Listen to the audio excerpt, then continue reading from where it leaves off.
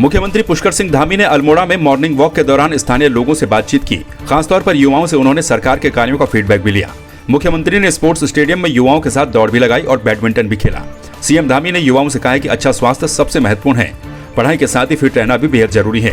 खेल को हमें अपनी आदत में शामिल करना चाहिए। सीएम ने कहा है कि हम सभी मिलकर खेलो इंडिया और फिट इंडिया मूवमेंट में पूरी तन्मयता के साथ शामिल होकर खेल के क्षेत्र में भी देश को अग्रणी देशों में शुमार करने का संकल्प ले रहे हैं। राजधानी देहरादून के प्रेस क्लब में गणरत्न नरेंद्र सिंह नेगी के द्वारा उत्तराखंड के युवा लोक गायक अंकित चंगवान के प्रसिद्ध गीत रीति रिवाज का वीडियो विमोचित किया गया। मुख्य अतिथि के तौर पर पहुंचे नरेंद्र सिंह नेगी ने अंकित चंगवान और उनकी पूरी टीम को बधाई देते हुए उनके इस प्रयास की सराहना की। इसके साथ ही कार्यक्रम में अति विशिष्ट अतिथि के तौर पर जयकृष्ण गौर, विशिष्ट अतिथि के तौर पर नरेंद्र रौतान, अमित वी कपूर उपस्थित रहे। ये आज अंकित चंगवान जो ये कलाकार हमारा नया कलाकार, उभरता हुआ कलाकार है, इसके गीत रीति रिवाज का लोकार्पण किया गया है और ये पहाड़ी म्यूज़िक जंक्शन जो है इन्होंने इसको रिलीज़ किया है। तो मैं शुभकामनाएं देता हूँ रीति रिवाज गाने के पूरी टीम को और उम्मीद करता हूँ कि अंकित जो है आगे भी इस तरह से अपने लोक संस्कृति से जुड़े हुए गीत जनता के सामने रखेगा और जनता का आशीर्वाद प्राप्त करेगा। इसमें जिस किस्म से इसका फिल्मांकन किया गया है वो हमारे रवाई जौनसार जौनपुर की जो परंपरा है लोकगीतों को तांदी गीतों के से जुड़ने की, वो बहुत अच्छे ढंग से इसमें फिल्माया गया है। और हमारे जौनसार रवाई और जौनपुर क्षेत्र की विशेषता ये है कि उनके खून में नृत्य और गीत हैं और वो जब भी कोई शूटिंग के लिए हम लोग वहाँ जाते हैं तो वो स्वयं ही इकट्ठे हो जाते हैं और अपने तांदी गीत शुरू हो जाते हैं उनके। मैं जो हूँ शुरुआत से ही मतलब मैंने अपने आइडल जो है आदरणीय नेगी जी को और प्रीतम बर्दवान जी को और मैंने अपनी पुरानी जो हमारी लोक कला विरासत है उसी को ही मतलब ज़्यादातर देखा है, उसी में ज़्यादातर रहा हूँ, अपने गांव में रहा हूँ। तो मैं ज़्यादातर नए उसमें नहीं भागता हूँ। जो आज की डेट में जो चल रहा है दिनता जो चल रहा है उसमें नहीं भागता हूँ। मैं चाहता हूँ कि मैं सर को फॉलो करूँ, आगे अपने कल्चर, अपने रीति रिवाजों के लिए, अपने पहाड़ के लिए काम करूँ। अशासकीय विद्यालयों में शिक्षकों के चयन के लिए सरकार अब चयन आयोग के माध्यम से इन विद्यालयों में नियुक्ति करने जा रही है, जिसका कि अशासकीय विद्यालय प्रबंधन एसोसिएशन खुलकर विरोध कर रहा है। अशासकीय विद्यालय प्रबंधन एसोसिएशन उत्तराखंड के द्वारा सहायता प्राप्त अशासकीय विद्यालयों में सरकार द्वारा शिक्षकों के चयन के लिए आयोग का गठन किए जाने के मामले में एसोसिएशन के पदाधिकारियों का कहना है कि ये प्रदेश के छात्रों और अभिभावकों के साथ घोर अन्याय है। लिहाजा वो सरकार की इस मंशा का घोर विरोध करेंगे और सरकार से मांग करते हैं कि अशासकीय विद्यालयों में शिक्षकों की नियुक्ति के लिए चयन प्रक्रिया पूर्व की तरह यथावत रखी जाए। देखिए, सरकार के द्वारा अशासकीय विद्यालयों में शिक्षकों के चयन के लिए जो आयोग गठन करने की मंशा है उसका प्रबंधक एसोसिएशन पुरजोर विरोध करती है, क्योंकि सरकार की मंशा अशासकीय विद्यालयों से प्रबंधकों के अधिकार को छीनने की है, प्रबंधकों के अधिकारों पर अतिक्रमण करने की है, जिसका प्रबंधक एसोसिएशन पुरजोर विरोध करती है। क्योंकि जो प्रक्रिया पूर्व से चली आ रही है उसमें 60% भागीदारी शिक्षा विभाग की होती है, यानी सरकार की होती है। फिर भी सरकार अशासकीय विद्यालयों के पीछे पड़ी हुई है।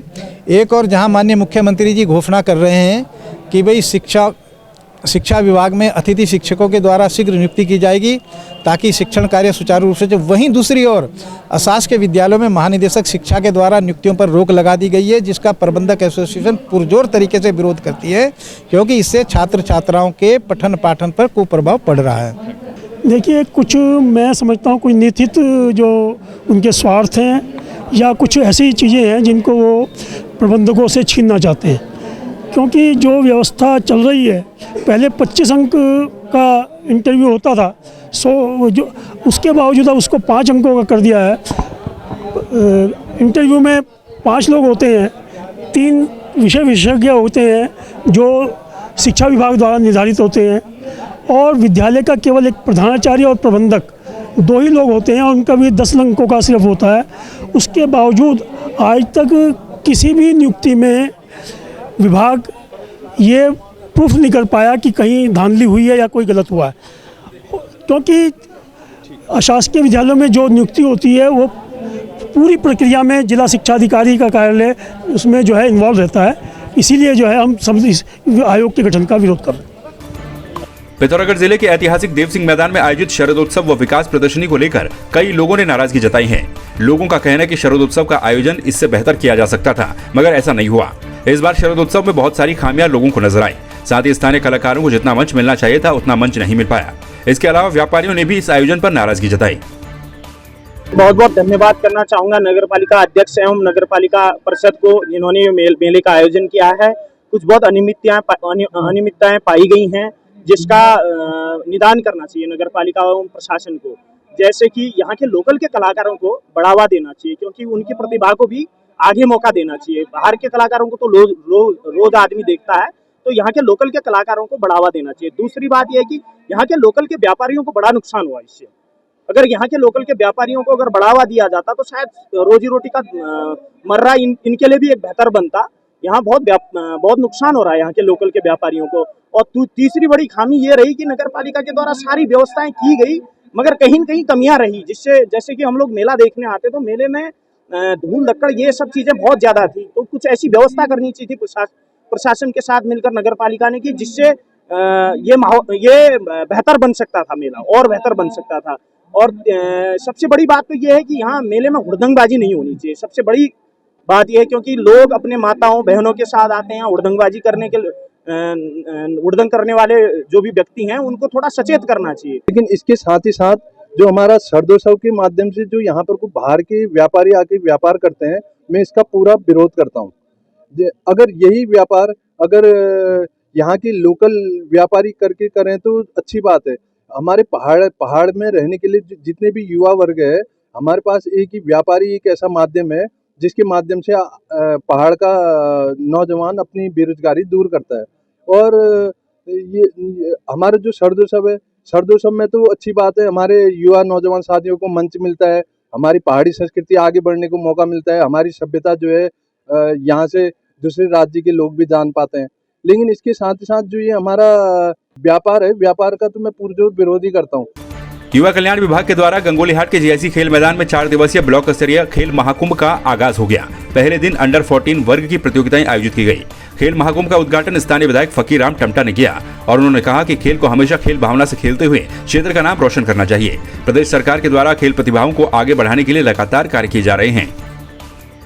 पहले न्याय पंचायत स्तर पर खेल का आयोजन हुआ, फिर ब्लॉक स्तर पर हुआ और उसके बाद जिले स्तर पर हुआ। अब ये ऐसी तैयारी है कि प्रदेश लेवल पर हमारे यहाँ के युवतियाँ जाएंगी। लालकुआं विधानसभा क्षेत्र के अंतर्गत कांग्रेस ने भारत जोड़ो यात्रा निकाली। इस दौरान कांग्रेस नगर अध्यक्ष सरदार गुरदीप सिंह, नैनीताल जनपद के पर्यवेक्षक व पूर्व चेयरमैन लालकुआं राम बाबू मिश्रा, वरिष्ठ कांग्रेसी नेता रविशंकर तिवारी और कांग्रेस एससी विभाग के नैनीताल जिलाध्यक्ष इंद्रपाल आर्य ने अपने संयुक्त बयानों में कहा है कि मौजूदा समय में भारतीय जनता पार्टी की सरकार में लगातार महंगाई बढ़ रही है, जिससे आमजन त्रस्त है। इसके अलावा बेरोजगारी अपनी चरम सीमा पर है और भ्रष्टाचार पर सरकार कोई लगाम नहीं लगा सकी। इसके अलावा उन्होंने अंकिता हत्याकांड में भी न्याय देने की मांग की है। नगर में भ्रमण किया, उसका मेन उद्देश्य है आपसी भाईचारा, हिंदू मुस्लिम सिख ईसाई सब एक साथ रहें और जो महंगाई जनता को संदेश दें कि जो महंगाई बढ़ रही है, हर तरफ कराई हो रही है, महंगाई बढ़ रही है, सिलेंडर महंगा, हर चीज़ महंगी, राशन महंगा, और जनता को जागरूक करने के लिए ये भारत यात्रा। बेरोजगार जो हैं बेचारे बेरोजगार लोग जो हैं घूम रहे हैं, ऐसे ही हम सबको साथ लेके चलेंगे। और भारत यात्रा का मतलब यही है कि सबको जोड़ के चलो, सबका विकास करो, भारत का विकास करो, यही हमारी भारत जोड़ो यात्रा का मकसद केवल है लोगों को जोड़ना। लोगों के अंदर जो भावना, जो भाजपा जो सरकार लोगों को तोड़ती है, हमारी कांग्रेस पार्टी लोगों को जोड़ेगी, लोगों को एकता बनाएगा। किसी जात पात की राजनीति भाजपा करती, हमारी पार्टी जात पात की राजनीति नहीं करती है। लोगों को संदेश जाएगा। हमारे राष्ट्रीय अध्यक्ष अब नहीं हैं राहुल गांधी, लेकिन पूर्व में राष्ट्रीय अध्यक्ष द्वारा जो पूरे देश के अंदर भ्रमण किया जा रहा है, कन्याकुमारी से कश्मीर तक, उनका एक ही यात्रा का संदेश है कि लोगों को जोड़ो, भारत जोड़ो। हमारे राष्ट्रीय उपाध्यक्ष, पूर्व राष्ट्रीय अध्यक्ष हमारे माननीय राहुल गांधी जी के द्वारा जो पूरे देश में कन्याकुमारी से लेकर के हमारे कश्मीर तक का जो यात्रा करी है, वो एक उद्देश्य ये है कि पूरे देश में जो नफ़रत का इन खेल खेल रखा है, जो आम आदमी को लड़ाने का, धर्म को धर्म से लड़ाने का, तो इसलिए एक नफ़रत छोड़ो भारत जोड़ो एक हमारा नारा है। इसके तहत आज हमारे इस देश की प्रथम महिला जो प्रधानमंत्री माननीय श्रीमती इंदिरा गांधी जी का जयंती है। आज इस जयंती के उपलक्ष्य में आज हमारे लाल कुआं में भी पद यात्रा भारत जोड़ो यात्रा चली है। भारत जोड़ो यात्रा जो है, हमारा संदेश यही देना है पूरे आवाम को, पूरे हिंदुस्तान को, कि हम लोग हिंदू मुस्लिम सिख ईसाई की राजनीति करने वाले लोग हैं। एक हर धर्म को सम्मान देने वाले लोग हैं। हम धर्म के नाम से किसी को लड़ा करके राज करने वाले नहीं हैं। जैसे कि पहले भी कांग्रेस ने राज किया है तो सबको साथ में लेके कर रखा है, तो वही साथ में लेके आज वो दिन आ गया है कि इसको बताने की, आवाम को बताने की ज़रूरत है कि हम सब एक हैं और सब भारतवासी एक हैं। वंदे मातरम सबका है और इसीलिए हम लोग ये जो हमारा समर्थन मिल रहा है हम लोगों को, तो भारत जोड़ो यात्रा हमारी सफल रहेगी। 2024 को चुनाव है, 2024 में आम आदमी जनता समझ चुकी है कि नफरत की राजनीति ख़त्म करके भारत जोड़ो यात्रा और सफल रहेगी। कांग्रेस पार्टी जनता में संदेश देना चाहती है कि नफ़रत की जो राजनीति आजकल हो रही है पूरे हिंदुस्तान में, इसको ख़त्म करके और भारत जोड़ो आपस में तालमेल, हम सब सिख ईसाई हम सब आपस में भाई भाई हैं और वो भाईचारा का नाता बना रहा है। महंगाई चरम सीमा पे है, इसको भी हम लोग इस माध्यम से सरकार को जगाना चाहते हैं कि महंगाई है, कमर तोड़ महंगाई है, गरीबों का जीना दुभर हो गया है, इसको ख़त्म किया जाए। बेरोज़गारी चरम पे है, लोगों को काम नहीं मिल रहा है, फैक्ट्रियाँ बंद हो रही हैं और लोग बेरोज़गार हो रहे हैं। तो ये सारी समस्याएं हैं। उस बाद अंकिता हत्याकांड, कोई साक्ष्य को मिटाने के लिए बुलडोज़र चलाया गया, सारा कर्म किया गया, लेकिन हम लोग चाहते हैं कि वास्तविक जो आरोपी है, हत्या जो किया है, वो कानून के शिकंजे में आए और जेल जाए और उसको कठोर सज़ा मिले। देखिए, आप लोग जानते हैं वर्तमान में हमारे कांग्रेस पार्टी के नेता माननीय श्री राहुल गांधी जी कन्याकुमारी से लेकर आपके कश्मीर तक यात्रा निकाले हुए हैं। उस यात्रा का नाम है भारत जोड़ो यात्रा, क्योंकि हालात इस समय पूरे देश में एक ये हालात है कि नफ़रत का जो एक माहौल है वो बना हुआ है। उस माहौल को देखते हुए उन्होंने ये यात्रा निकाला है।